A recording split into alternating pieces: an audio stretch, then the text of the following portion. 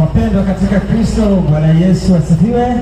Amen. Habari za siku ya leo tena. Nzuri. Natumaini uzima unaendelea kutawala katika miili yetu, hata kama kuna udhaifu. Mungu ni mwema, ameahidi ya kwamba tukimtumainia yeye basi anaweza kutenda. Bila kupoteza muda, ningetamani tuweze kuomba, na baada ya ombi tutaweza kuendelea. Tunakushukuru Baba yetu na Mungu wetu uishie juu mbinguni, jina lako litukuzwe. Asante kwa nafasi hii ambayo umeweza kunipatia tena siku ya leo kwa ajili ya kuyasema maneno uliyokusudia uweze kusikiwa. Wajalie wote watakao kwenda kusikia, uwasaidie wakapate kuyatenda, ili uzima wa milele uendelee kuwa ndani yao. Neema yako itutoshe, uwepo wako pamoja nasi.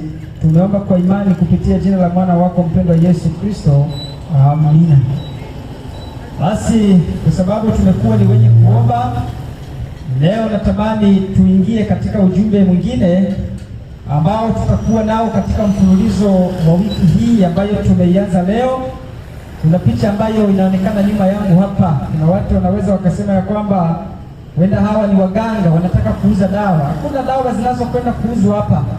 Kile ambacho tunakwenda kukizungumzia ni ukweli katika Biblia. Chote mnachokiona hapa ni ukweli ambao Mungu aliruhusu uweze kuandikwa. Nisome kitabu cha Habakuki 2:2. Niweze kutoa utangulizi kidogo, alafu niingie katika somo ili tuweze kuangalia mambo ya unabii. Kuna watu wanasikia unabii tu na hawajawahi kujifunza.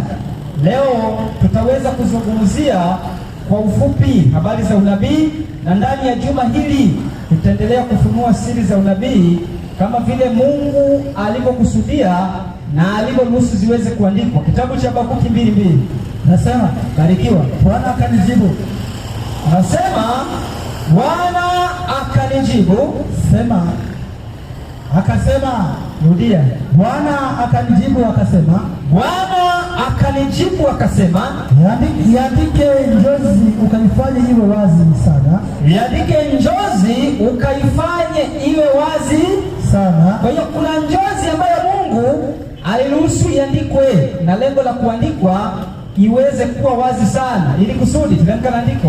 Kusema twende katika ubao, ili aisomaye, ili yule anayesoma apate kuisoma kama maji, apate kuisoma kama maji. Kwa hiyo huu ni ujumbe unapatikana katika kitabu cha Danieli na Ufunuo. Kusoma kitabu cha Danieli 2 utakutana na habari za sanamu hiyo ambayo mfalme Nebukadneza aliweza kuiota, na sanamu hiyo imebeba ujumbe ambao tutakwenda kuangalia. Lakini pia ukisoma katika kitabu cha Danieli 7 utaona Danieli aliona wanyama wakubwa wanne wakitoka katika bahari. Tutaweza kuzungumzia wanyama wana maana gani katika unabii, lakini Danieli aliona mnyama yule wa nne. Hebu tusome kitabu cha Danieli 7. Katika kitabu cha Danieli 7 nisomee kuanzia mstari wa 7 na wa 8. Danieli 7:7 hadi 8. Anasemaje? Ninasema hivi. Baadaye nikaona katika njozi ya usiku. Anasema baadaye nikaona katika njozi ya usiku. Natazama mnyama wa nne. Mwenye kutisha. Alikuwa ni mwenye kutisha. Mwenye nguvu. Mwenye uwezo mwingi. Alikuwa ni mwenye uwezo mwingi. Naye alikuwa na meno ya chuma. Anasema mnyama huyo alikuwa na meno ya chuma makubwa sana. Alikuwa na kuvunja vipande na kuyakanyaga mabaki kwa miguu yake. Telemka tu. Na umbo lake lilikuwa mbali kabisa na wale wa kwanza. Anasema umbo la huyu mnyama wa nne lilikuwa mbali kabisa na wale wanyama wa kwanza. Naye alikuwa na pembe 10. Fungu la 8 anasema aliangalia sana zile pembe zake. Danieli anasema alipokuwa akiziangalia sana pembe zake, natazama pembe nyingine ikazuka kati yao. Alafu nayo ilikuwa ndogo. Hii pembe iliyozuka kati yao ilikuwa ndogo, ambayo mbele yake pembe 3 zikafanyaje? Zile za kwanza zikang'olewa kabisa. Alafu natazama kwanza anasema natazama katika pembe hiyo. Anasema natazama katika pembe hiyo ilikuwa na macho kama macho ya mwanadamu. Anasema pembe ilikuwa na macho kama macho ya mwanadamu, na kinywa kilichokuwa kikinena maneno ya makuu. Anasema na kinywa kilichokuwa kikinena maneno makuu, lakini pembe hii haikuwa na masikio. Maana yake yeye inaweza kusema ila haiwezi kusikia inachoambiwa. Kwa hiyo tutakuja kujifunza, lakini kuhusu habari za hao wanyama, Mungu hajaweka wanyama ili tujifunze wanyama walioko hapa. Nini maana ya wanyama? 7:17 kitabu cha Danieli. 7:17 Danieli anasemaje? Anasema hivi, twende. Wanyama hao wakubwa walio wanne, hao wanyama wakubwa walio wanne ni wafalme wanne watakaotokea duniani. Kwa hiyo kumbe habari za wanyama Mungu anatamani tuambue katika ulimwengu watatokea wafalme wangapi? Wanne. Na baada ya wafalme hao wanne Kristo atakuja. Kwa hiyo kwa sababu watu wameshindwa kujifunza unabii, wameshindwa kutambua dalili za kurudi kwa Kristo mara ya pili, na matokeo yake watu wameshindwa kujiandaa kuondoka katika dhambi na kujiandaa kumlaki Kristo. Kwa tutaeleza habari za unabii huu, lakini pia una ujumbe katika kitabu cha Ufunuo 13. Soma mstari wa kwanza. 13:1 kitabu cha Ufunuo. Na ndipo kusema katika Ufunuo 13:1. Anasemaje? Kisha nikaona mnyama akitoka katika bahari. Kisha nikaona mnyama akitoka katika bahari. Mwenye pembe 10. Alikuwa na pembe 10. Na vichwa 7. Ana vichwa 7. Juu ya pembe zake. Anasema juu ya pembe zake. Ana vilemba 10. Alafu juu ya vichwa vyake. Ana majina ya makufuru. Twende. Yule mnyama niliyemwona. Alikuwa mfano wa chui. Mnyama alikuwa mfano wa chui. Na miguu yake. Ilikuwa kama miguu ya dubu. Alafu na kinywa chake kama kinywa cha simba. Alafu yule joka nguvu zake. Kwa hiyo kuna mnyama ambaye tutakujifunza. Tumeona mnyama ni mfalme. Anasema kuna huyu mnyama ambaye joka limempatia nguvu zake, na tuliona katika kitabu cha Ufunuo 12 na ule mstari wa 9. Soma kama umefika. Katika Ufunuo 12:9 anasemaje? Nasomeka hivi, twende. Yule joka akatupa yule mkubwa, nyoka wa zamani aitwaye nani? Ibilisi, alafu na Shetani. Kwa hiyo huyu mnyama, kumbe huyu mnyama anapewa nguvu zake, mamlaka na kiti cha enzi kutoka kwa joka, ambaye joka ni nani? Shetani na Ibilisi. Tutamwangalia huyu mnyama ni nani, lakini kuna mnyama mwingine mfano wa mwana kondoo. Ufunuo 13:11. Katika Ufunuo 13:11 watu wanaona kana kwamba ni picha fulani, lakini kuna ujumbe ambao Mungu anatamani watu waweze kuelewa. 13:11 kitabu cha Ufunuo. Anasema kisha nikaona mnyama mwingine akipanda juu kutoka katika nchi. Naye alikuwa na pembe mbili. Mfano wa mwana kondoo. Akanena kama joka. Kwa hiyo tutakujifunza huyu mnyama ni nani, lakini tunaona kuna malaika watatu katika kitabu cha Ufunuo 14, anza mstari wa 6 mpaka wa 12. Nasomeka. Anasema Ufunuo 14:6. Anasema kisha nikaona malaika mwingine. Anasema kisha nikaona malaika mwingine kutoka katikati ya mbingu, ndio mwenye injili ya milele, wahubiri hawa kao juu ya nchi, akisema na kila taifa na kabila na lugha na jamaa. Ndio akasema kwa sauti kuu, akisema mcheni Mungu na kumtukuza. Kwa hiyo kuna ujumbe wa malaika wa kwanza unasema mcheni Mungu na kumtukuza, kwa maana hukumu yake imekuja.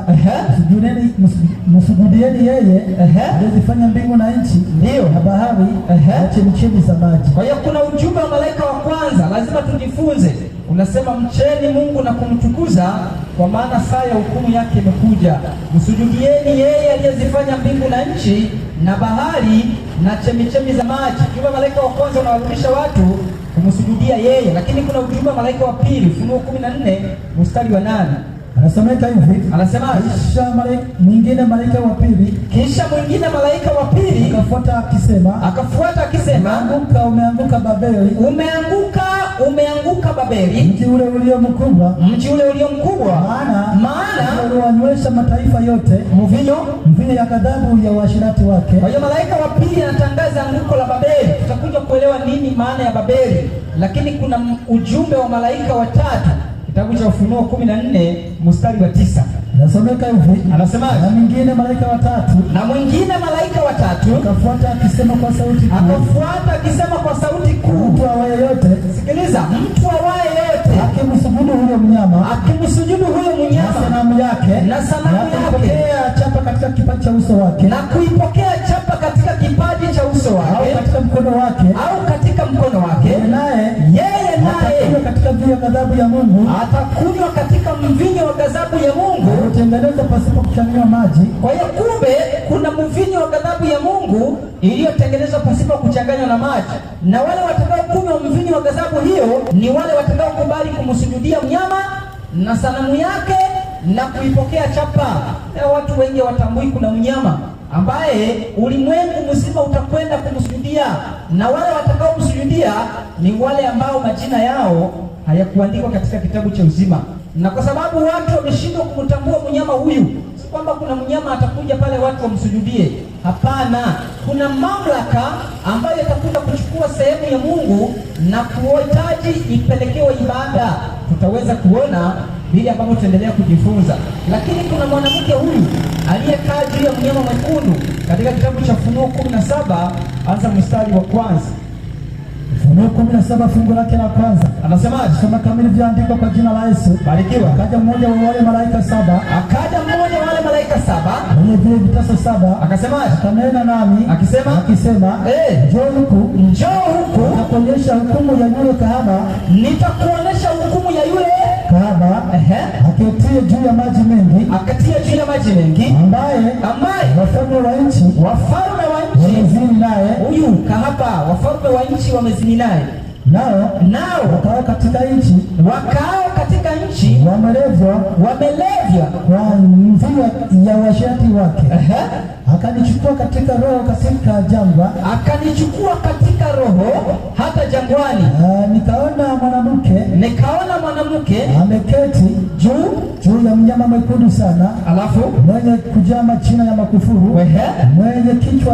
mwenye vichwa saba na pembe 10. Kwa hiyo ni ujumbe ambao tutauangalia. Yote unavyoviona hapa si kwamba ni picha ili watu waangalie wafurahi. Hapana, ni ujumbe ambao Mungu ameruhusu watu waweze kujifunza katika kipindi cha mwisho. Kwa nini watu wanapaswa kujifunza jumbe hizi? Kitabu cha Ufunuo 1 mstari wa 3. Ufunuo 1:3 kitabu cha Ufunuo. Nasomeka hivi. Anasemaje? Heri asomaye wasikia maneno ya unabii huu, na wale wanaosikia maneno ya unabii huu na kuyashika yaliyoandikwa humo, kwa maana wakati huu karibu. Kwa hiyo tuna haja ya kujifunza unabii huu. Wale ambao hawajui kusoma, kuna heri ni baraka. Anasema wamebarikiwa wale wanaosikia, lakini na wale wanaosoma.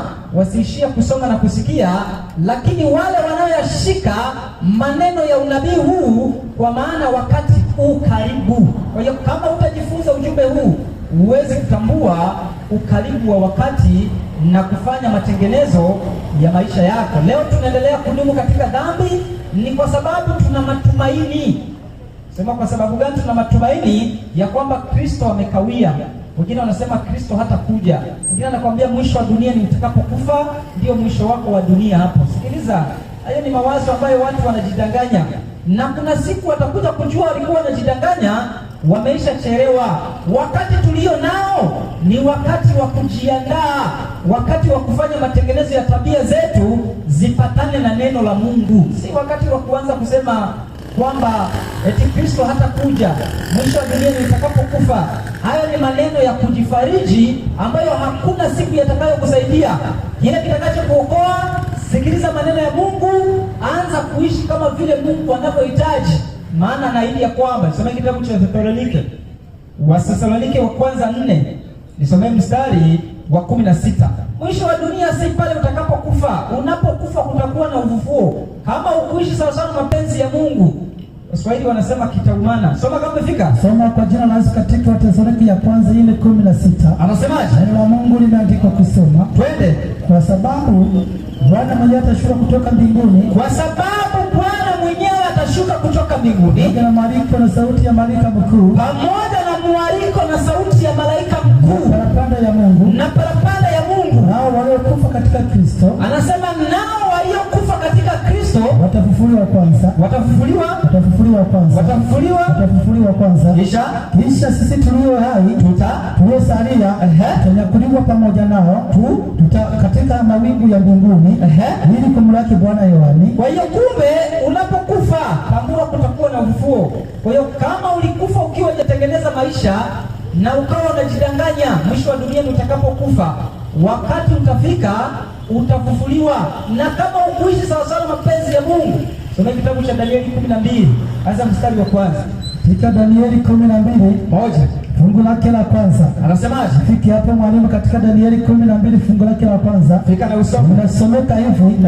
Anasema twende. Wakati huo Mikaeli atasimama jemedari mkuu. Asimamaye upande wa wana wa watu wako. Huyo ni Yesu Kristo, asimamaye upande wa wana wa watu wako. Na kutakuwa na wakati wa taabu. Twende. Mfano wake haujakuwapo tangu ulipoanza kuwako taifa. Alafu hata wakati huo na wakati huo ndio watu wako wataokolewa. Sawa. Kama mmoja atakayeonekana ameandikwa katika kitabu kile. Sawa. Tena wengi wa hao walalao katika mavumbi. Sikiliza, tena wengi wa hao walalao katika mavumbi ya nchi wataamuka.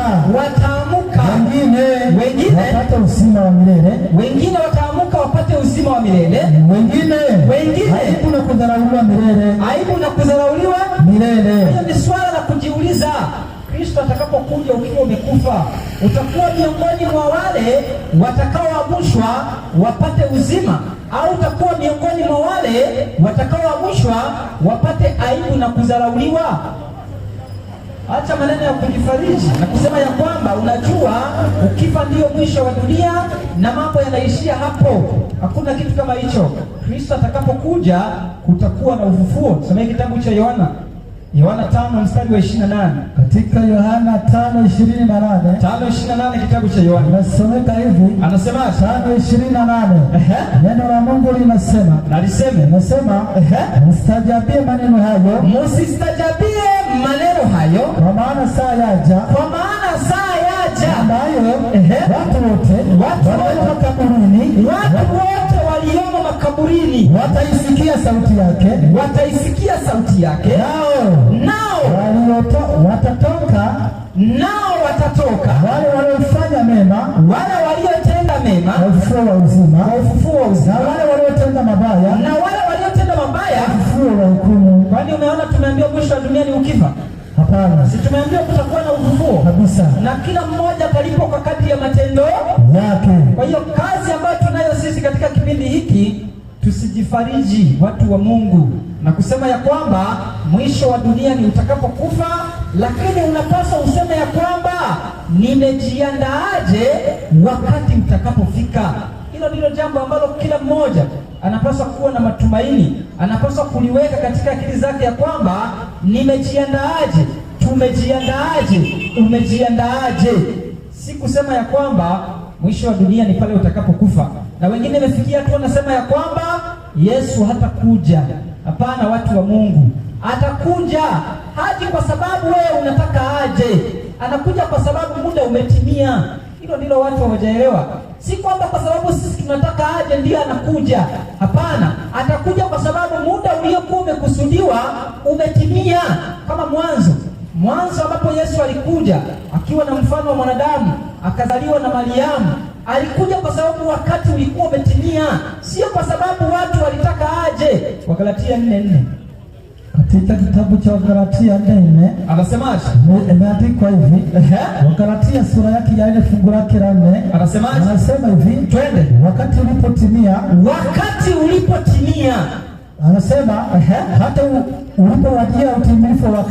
hata ulipowadia utimilifu wa wakati, Mungu alimtuma mwanawe. Kwa hiyo Mungu alimtuma mwanae ulipowadia utimilifu wa nini? Wakati. Si kwamba alimtuma kwa sababu watu wanataka aende. Hapana, Israeli walikuwa wakilia, maana walipewa ahadi ya kwamba atakapozaliwa yule atakuja kuwaokoa katika nini? Dhambi. Katika dhambi, lakini pia atawaondoa katika utumwa. Wao wakatambua ni utumwa wa kuondolewa katika Walumi walipokuwa wakiwatawala, lakini haikuwa hivyo. Ujio uliokuwa unazungumziwa huo ni Kristo atakapokuja mara ya pili. Kwa hiyo walitamani ujio wake, lakini haukuja kwa sababu wanataka, ulikuja kwa sababu wakati ulikuwa umetimia. Ndivyo ilivyo hata leo. Watu wamekuwa wakisema ya kwamba tangu babu zetu wamekuwepo mpaka wakafa, bibi zetu mpaka wakafa. Ili jambo halijawahi kutokea mpaka leo sisi tumekuwepo. Yamekuwa ni maneno tu, lakini niwaambie watu wa Mungu ya kwamba wakati utakapotimia hakuna kile kitakachoweza kuzuia. Lakini kwa sababu wakati haujatimia ambao Mungu ameukusudia, tutaweza kusema maneno mengi. Nisome kitabu cha waraka wa pili wa Petro 3, anza mstari wa 3.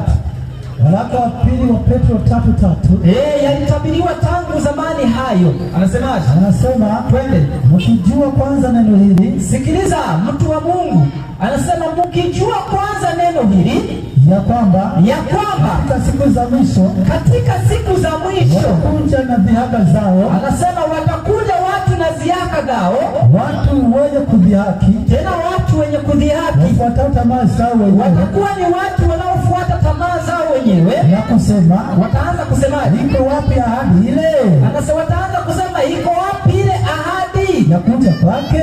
Ile ahadi ya kusema Yesu atakuja iko wapi? Kwa maana tangu hapo babu zetu, wanaanza kuambia tangu hapo babu zetu walipolala vitu vyote vinakaa hali hii hiyo.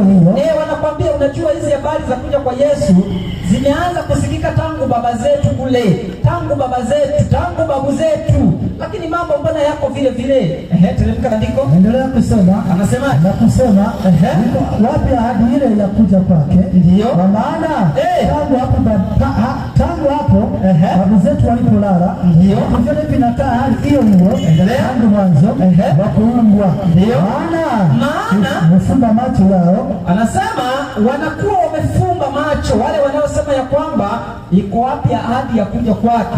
Kumbe kile kinachofanya waseme hivyo, wanakuwa wamefumba macho yao wasione neno hili ya kuwa zilikuwako mbingu tangu zamani, na nchi. Anasema na nchi pia ilifanyizwa kutoka katika maji, na ndani ya maji neno la Mungu. Kwa hayo dunia ile ya wakati ule. Sikiliza kile ambacho watu wanafumba macho wasijue ya kwamba kuna dunia ile ya wakati ule iligharikishwa kwa maji. Tunatambua kwamba kipindi cha Nuhu watu waliokuwa wanaishi katika kipindi kile waligharikishwa kwa nini? Kwa maji, alafu wakaangamia.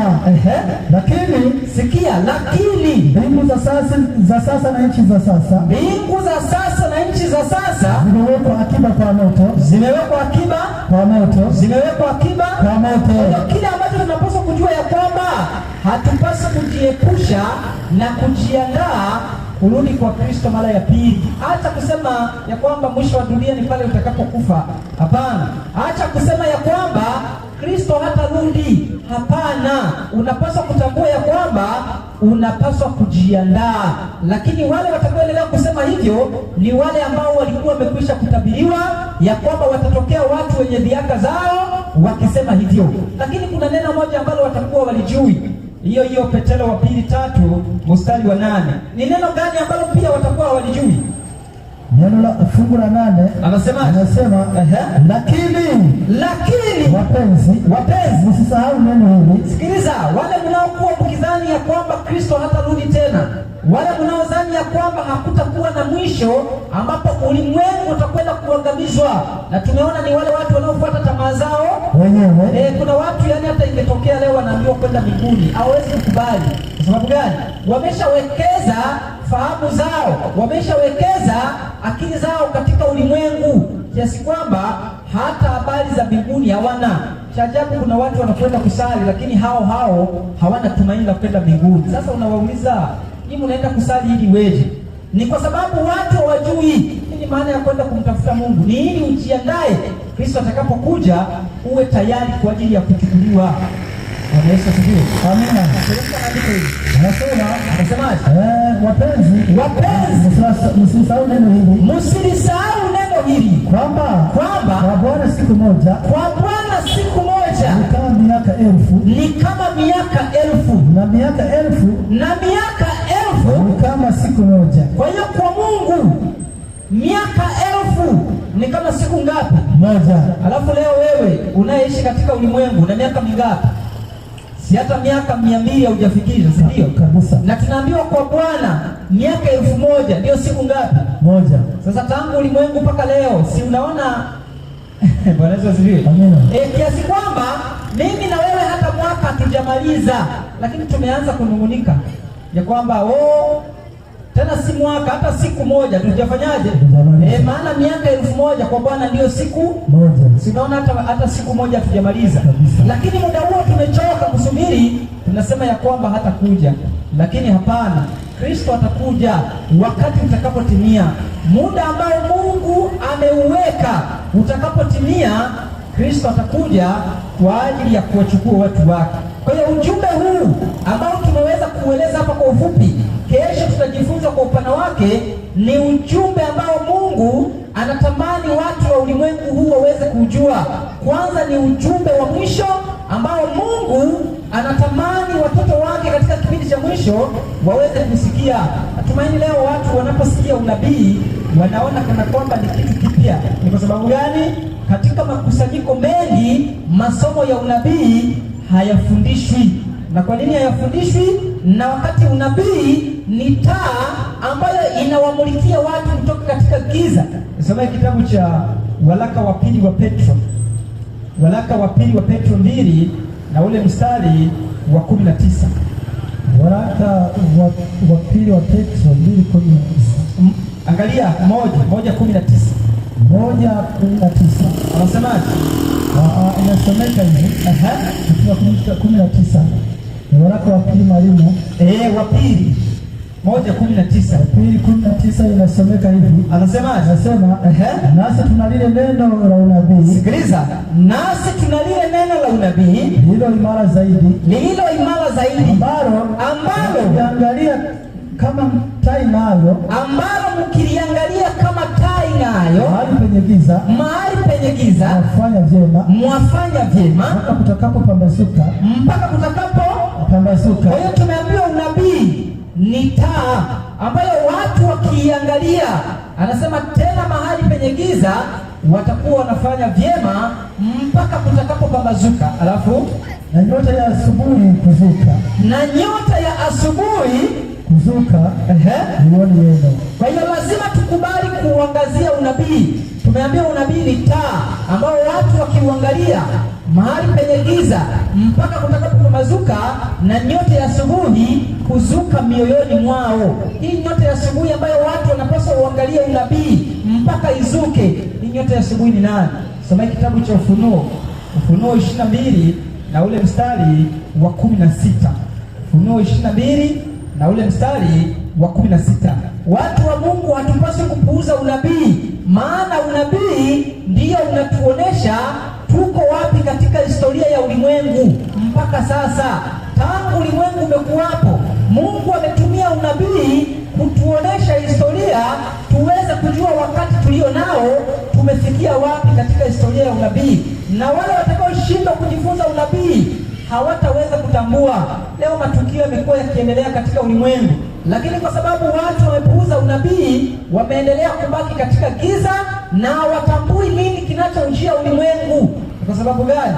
Watu wamepuuza unabii, hawataki kufuatilia. Soma kama umefika. Ufunuo 22:16. Anasemaje? Nasema mimi Yesu nimemtuma malaika wangu kuwashuhudia ninyi mambo hayo katika makanisa. Mimi ndimi niliye shina na mzao wa Daudi, ile nyota yenye kung'ara ya asubuhi. Kwa hiyo kumbe watu wanapaswa kuangazia unabii mpaka nyota ya asubuhi kuzuka mioyoni mwao. Na Kristo anasema mimi ndimi ile nyota yenye kung'aa ya muda gani? Ya asubuhi. Kwa hiyo tunapaswa kuangazia unabii mpaka kutambua ujio wa Kristo. Unajua leo watu tumeshindwa kufuatilia unabii, na ndio maana tunazidi kuona kama tuna wakati. Bwana Yesu asifiwe. Amina. Hebu nisomee kitabu cha Mathayo 24. Katika kitabu cha Mathayo 24 tuangalie unabii ambao wanafunzi walimuuliza Kristo kuhusiana na habari ya kuja kwake, alafu tuhusianishe na matukio tuone, je, unabii unatimia?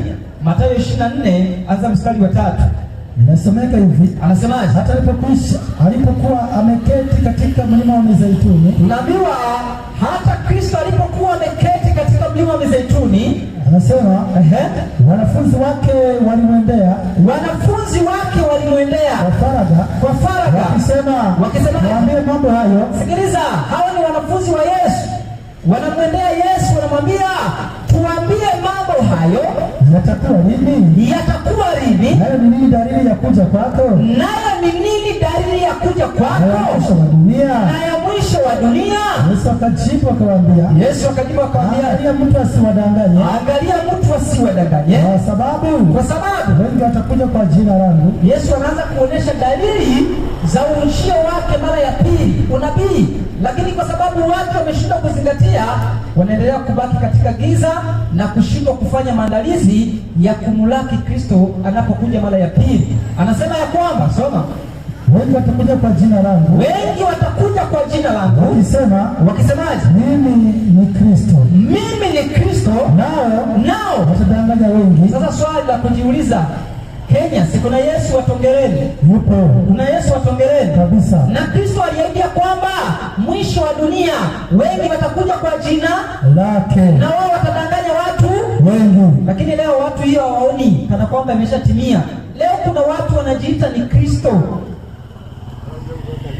lakini unabii ulikuwa umekwisha kutabiri tangu mwanzo ya kwamba kuna watu watakuja kwa jina lake wakisema wao ndiye, nao watadanganya wengi. Hizo ni dalili za kuonesha ujio wa Kristo. Teremka na andiko. Anaendelea kusema, anasemaje? Fungu lake la 6, nanyi mtasikia habari ya vita. Sikiliza, nanyi mtasikia habari ya vita na matetesi ya vita. Angalieni msitishwe, maana hayo haina budi kutukia. Sikia, tunaambiwa ya kwamba katika mwisho kurudi kwa Kristo, ujio wake, anatupatia unabii ya kwamba tutasikia tetesi za vita. Kwani leo hatuzisikii? Tunasikia. Si ni kwa sababu hatujifunzi unabii, tunakuwa kama hatuoni kabisa. Lakini kama tungekuwa tunachunguza unabii, matukio yanatosha kuonyesha kwamba Kristo hakudanganya. Kristo anasema kweli. Hayo matukio yanatosha kuonyesha kwamba tupo katika mwisho wa historia ya ulimwengu. Tunapaswa kujiandaa kwa ajili ya kumlaki Kristo mara ya pili. Lakini Mathayo 24 mstari wa 11 inasomeka hivi. Tunaangalia dalili ambazo Kristo alituonesha katika unabii. Tutakapoyaona hayo, tutambue ya kwamba ujio wake umekaribia. 11 anasemaje? Mathayo 24:11. Na manabii wengi wa uongo watatokea. Watatokea. Na kudanganya wengi. Na kwa sababu ya kuongezeka maasi, upendo wa wengi utapoa. Kwa hiyo tunaambiwa Kristo, dalili za kuja kwake, anasema kuna watu watakuja kwa jina lake wakijifanya wao ndiye, lakini anasema ya kwamba watadanganya wengi. Ametuambia kutakuwa na matetesi ya vita. Leo tunashuhudia matetesi ya vita katika ulimwengu, vita ambavyo haviishi. Ni kwa sababu gani? Dalili za utimilizo ambazo Kristo alituonesha katika unabii zinakwenda kutimia na haziwezi kuzuiliwa. Vikao vitakaa vingi, lakini hakuna atakayeweza kuzuia. Ni kwa sababu gani? Unabii lazima utimie ili Kristo aweze kuja. Kwa hiyo wale ambao wafuatilia unabii wanaona kana kwamba ni mambo tu ya ulimwengu yakiendelea, lakini watu wa Mungu niwaambia kwamba si mambo ya ulimwengu yakiendelea, ni unabii ambao ulikuwa umetabiriwa ukionyesha dalili za kurudi kwa Kristo mara ya pili. Tunapoyaona hayo, tutambue ya kwamba ujio wake upo karibu. Anasema na manabii wengi wa uongo watatokea, nao watadanganya wengi. Leo watu wananunua mafuta, si ndio? Kabisa. Wamekuwa waganga wa kienyeji. Watu wanauziwa mafuta, watu wanauziwa maji, alafu wanaambiwa wao wananyunyizia kwenye biashara zao. Ukiona choma mahindi, unakuwa nato unarusha kwenye mahindi. Ukiona fungua biashara, unarusha.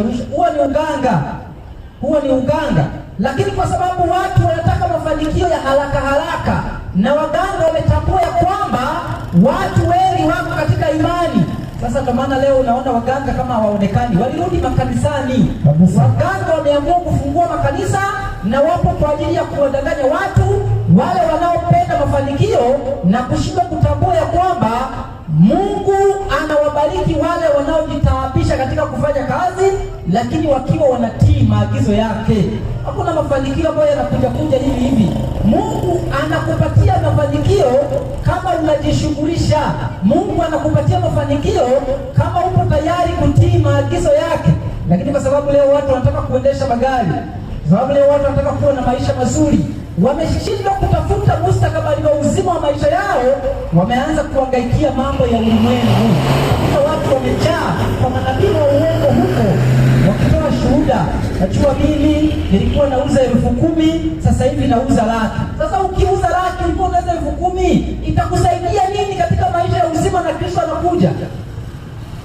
Itakusaidia nini? Hakuna kitakachokusaidia. Kile unachopaswa kufanya, tunapaswa kushughulikia mambo ya uzima kwanza, na hayo mengine Mungu atatujalia. Si kwamba Mungu amesema tusifanye kazi. Mungu anataka tufanye kazi, lakini yeye awe wa kwanza, alafu kazi zifuate. Leo watu wameshindwa kumtanguliza Mungu, wametanguliza mambo mengine, na matokeo yake wameangukia katika manabii wa uongo, wanakwenda kuuziwa michanga. Auziwa mchanga kijiko 1,000.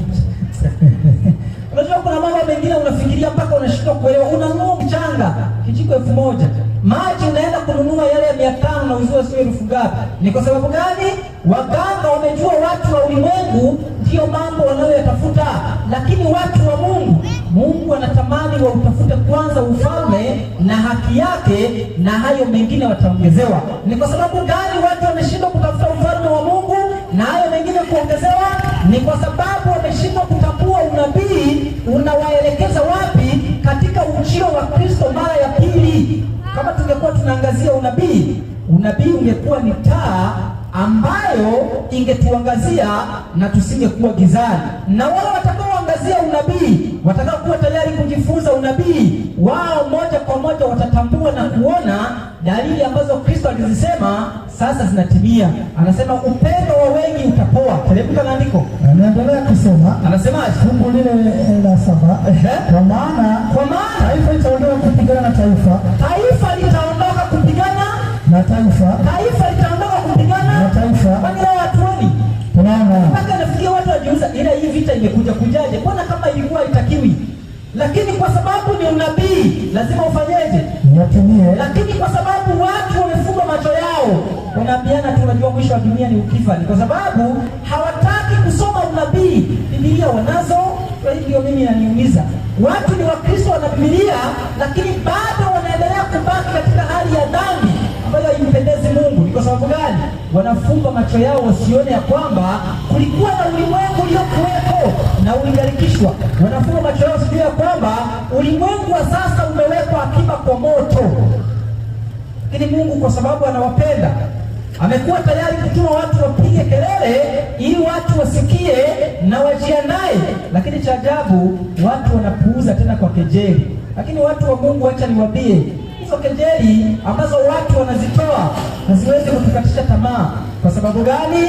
Tumejitoa kwa ajili ya kulihubiri neno ili wale wanaosikia waweze kuokolewa na wale wasiosikia watapotea.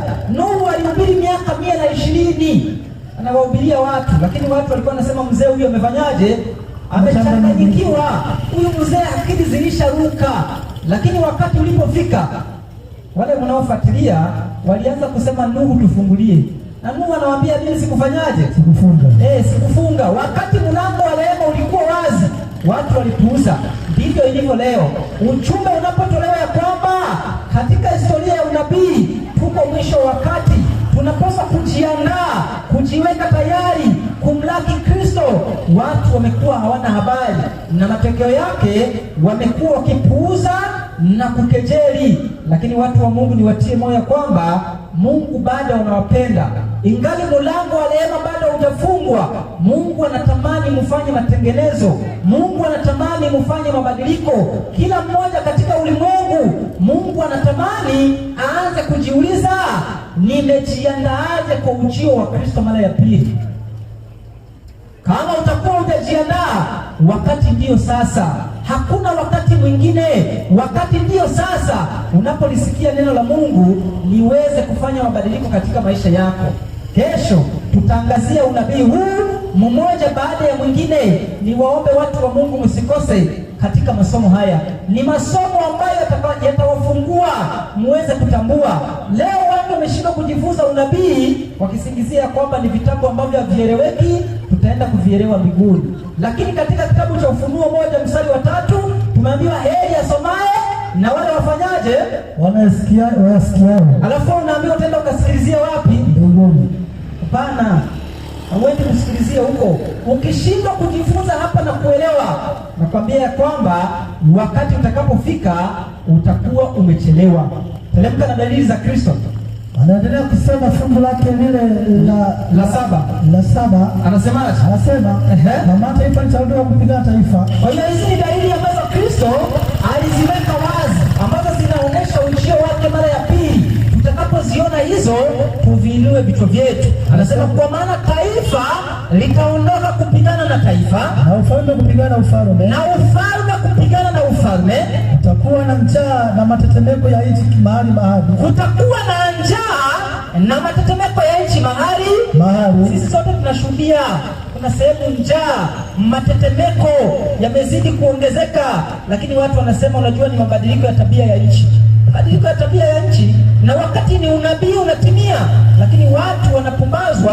Watu wanaambiwa kuwa ni amani na salama, ni amani na salama, lakini uharibifu unawajia. Kwa nini? Kwa ghafla. Unawajia kwa ghafla. Tunapoziona dalili hizi, watu wa Mungu, tunapaswa kuviinua vichwa vyetu. Tunapoziona dalili hizi, tunapaswa kutambua mwisho uko karibu, na kwa sababu mwisho uko karibu, tufanye matengenezo ya tabia zetu. Kila mmoja ajichunguze kwamba je, Kristo akija leo ninakwenda? Lakini yamekuwa ni mambo ambayo hayafanyiki kwa watu wengi wa ulimwengu. Watu wako bize, na Kristo alisema hivi napoelekea mwisho katika kitabu cha Mathayo 24 mstari wa 38 na 9. Anasema kwa kuwa kama vile zilivyokuwa anasema kwa kuwa kama vile siku zile zilizokuwa kabla ya gharika. Tunakumbushwa kama zilivyokuwa siku zile kabla ya gharika. Watu walikuwa wakila na kunywa. Tunakumbushwa kipindi cha Nuhu, kabla gharika haijaja, watu walikuwa wanaendelea kula na kunywa, watu walikuwa wanaendelea kunywa na kuoa, watu walikuwa wanaendelea kuoa na kuolewa, watu walikuwa wanaendelea kuolewa, hata siku ile aliyoingia Nuhu katika safina, wasitambue. Ndivyo leo ulimwengu, watu wataendelea kuoa, watu wataendelea kuolewa, watu wataendelea kula, watu wataendelea kunywa, lakini Kristo atakapokuja, kama vile ilivyokuwa siku za Nuhu, watu hawatatambua. Kwa maana Yesu alisema kwamba siku hiyo itawakuta watu wengi kama mwizi. Ni kwa sababu gani? Mwizi anapokuja kuiba kwako hakupi taarifa, utakuja kushtukia tu umeibiwa. Kwa hiyo siku ya kuja kwa Kristo, watu wengi watakuja wakiwa gizani, kwa sababu walikuwa hawana maandalizi, na wanadai walikuwa ni Wakristo, wanadai walikuwa ni watu wa Mungu, wanadai walikuwa na matumaini ya kwenda mbinguni, lakini maisha yao katika ulimwengu yamekuwa yafanani na wale wanaokwenda mbinguni. Malizia andiko. Anasemaje? Wasitambue hata gharika ikaja ikawachukua wote. Sawa. Ndivyo kutakavyokuwa kuja kwake Mwana wa Adamu. Wakati ule watu wawili watakuwako kondeni. Sawa. Mmoja atatwaliwa, mmoja aachwa. Subiri. Kwa hiyo watu wa Mungu, kile ambacho tunapaswa kukielewa ya kwamba tunapaswa kujiandaa kama vile watu wa Nuhu kabla ya gharika waliendelea kufanya mambo ya ulimwengu kama unavyoona leo. Biashara, watu wataendelea kuuza, watu wataendelea kufanya pilika, yaani kana kwamba hakuna kile kinachokuja. Nadhani hata Rutu alipokuwa anawaambia wakazi wa Sodoma ya kwamba mvua ya moto itashuka na kuja kuiangamiza Sodoma, kwani watu walikuwa wanakubali? Watu walimuona Rutu kama anacheza, walimuona Rutu kama amechanganyikiwa.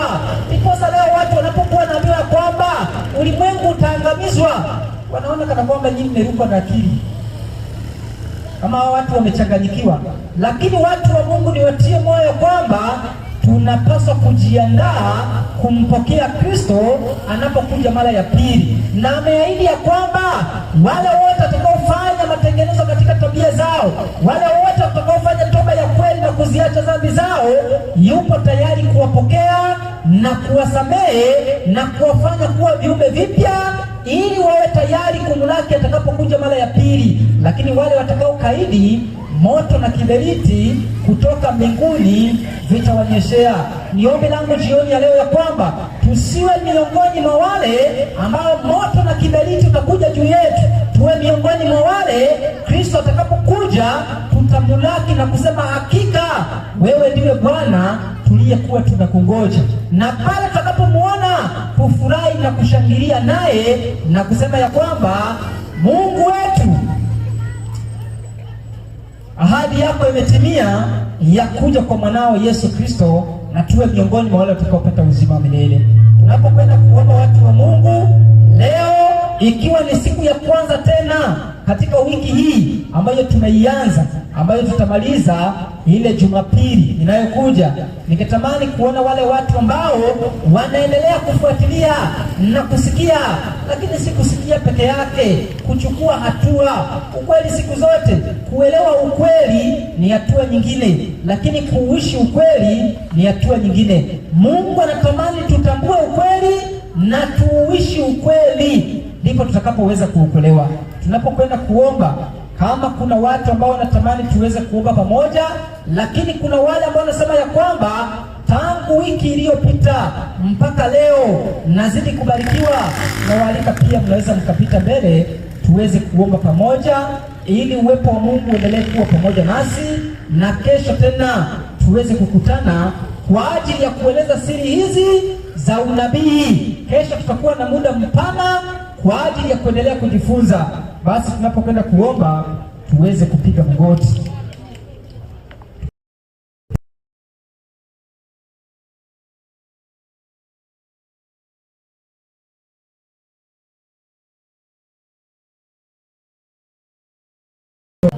Tumekuwa waoga kwa ajili ya kumkubali Kristo na kufuata kile ambacho anakihitaji, lakini katika mambo ya ulimwengu tumekuwa ni wajasiri. Tusijue ya kwamba mambo ya ulimwengu ni ya kitambo, lakini mambo ya uzima ambayo Kristo anatamani tuendelee kuwa tunajifunza na kuyajua yatatufanya tupate uzima wa milele. Lakini kwa sababu ya kupuuza, siku moja tutakuja kutambua tumeshachelewa. Basi tuombe. Baba yetu na Mungu wetu ushie juu mbinguni, jina lako litukuzwe. Asante kwa sababu kazi uliyotamani tuifanye siku ya leo tumeweza kusema kwa kadri ambavyo wewe umetamani tuseme.